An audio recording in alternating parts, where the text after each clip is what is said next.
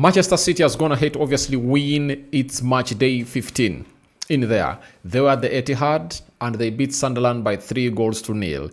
I know very many Arsenal fans were really having a lot of hope in Sunderland because Sunderland this week, midweek, they went ahead to play at a side known as Anfield and they drew 1-1. You understand? So, from drawing 1-1, Sunderland went ahead to put in a very, very huge shift.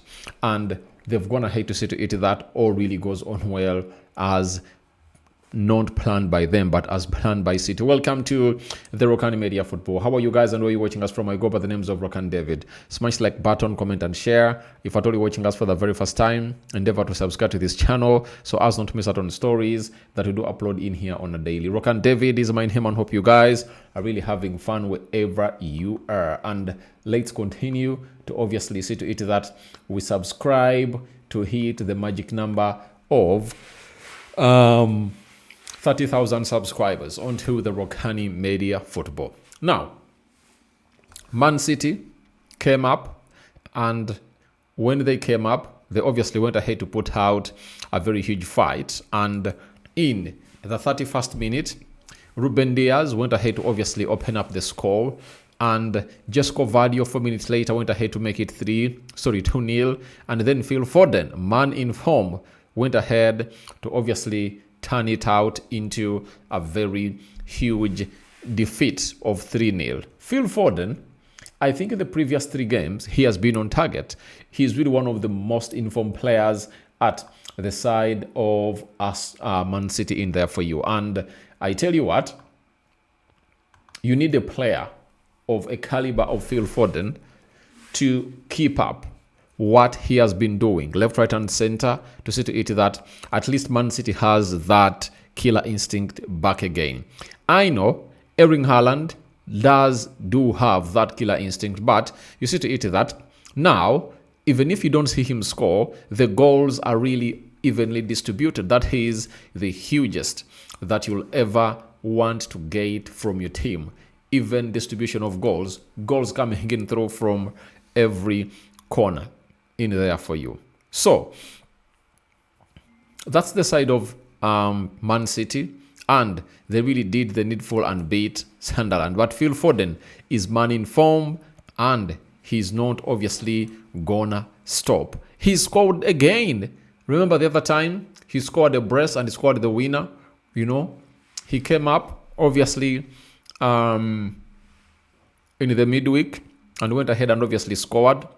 So I tell you what, he really looks good and looks unstoppable for the side of Manchester City. And you need players to obviously choose their moments. And I tell you what, the lad known as Phil Foden is choosing his moments very well. And by the way, he's even sending a message to the England national team manager that I want to go to the World Cup, right?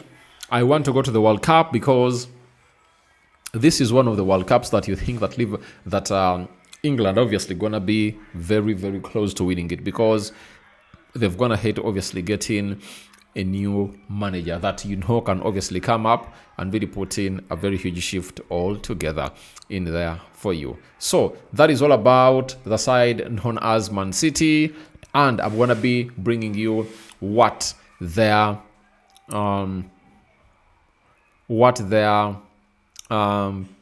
match stats were like in here onto this beautiful channel. And let's get into the match stats and see how they've gone ahead to obviously look.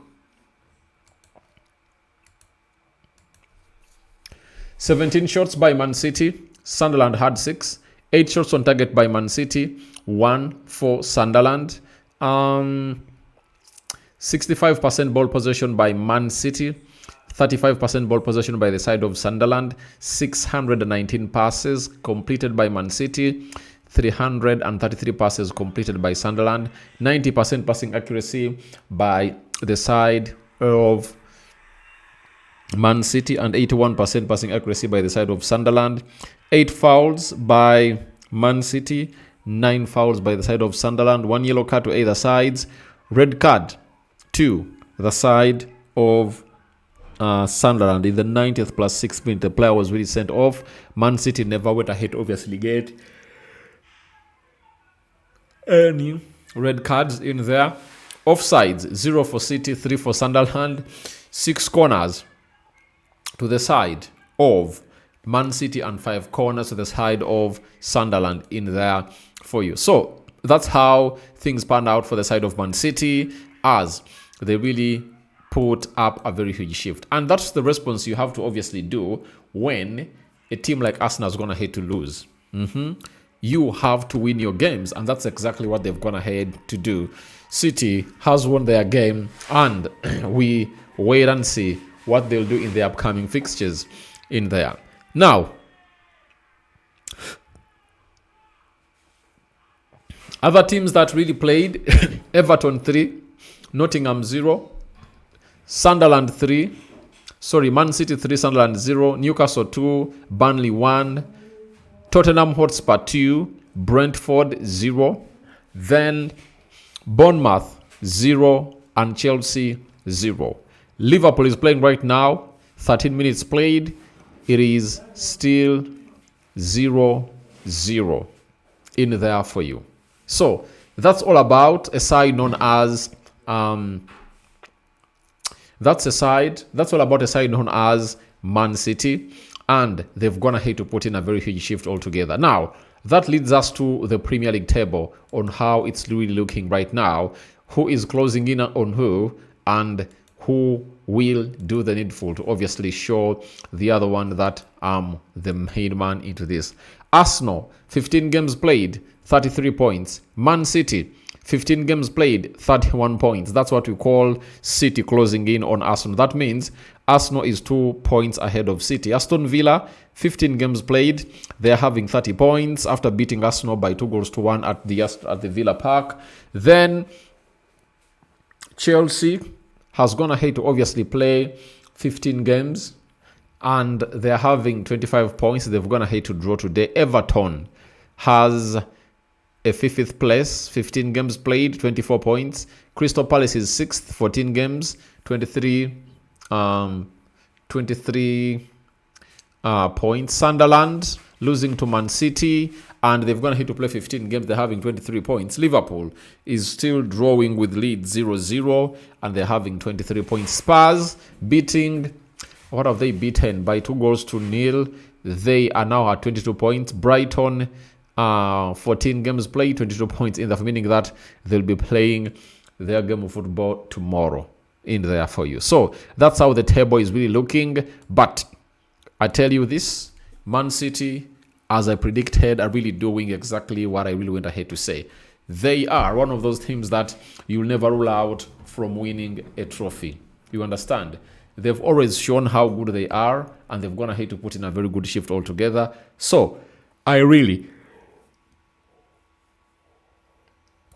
respect them hugely for this. But I know Arsenal will get back to winning ways. Now, I know some of you are really asking me, what are the following fixtures, Premier League fixtures for the teams that are really competing with us, and especially Man City.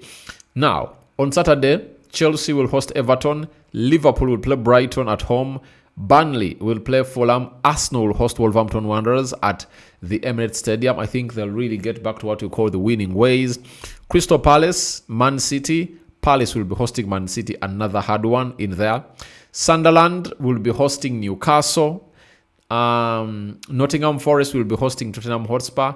West Ham will be hosting Aston Villa. Brentford will be hosting Leeds, and United will be hosting Bournemouth at Old Trafford in there for you.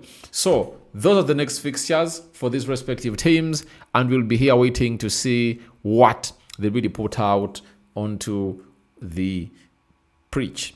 That is obviously going to be shared by some of these people in there. So guys, thank you for watching through.